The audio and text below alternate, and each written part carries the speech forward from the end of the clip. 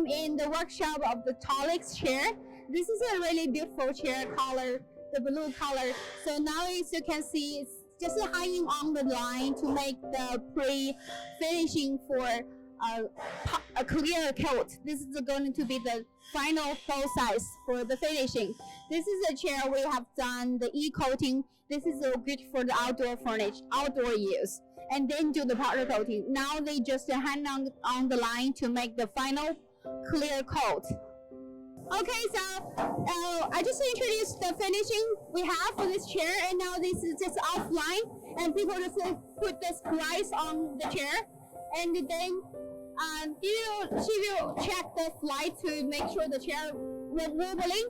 And over here we'll see people now is just packaging the chair.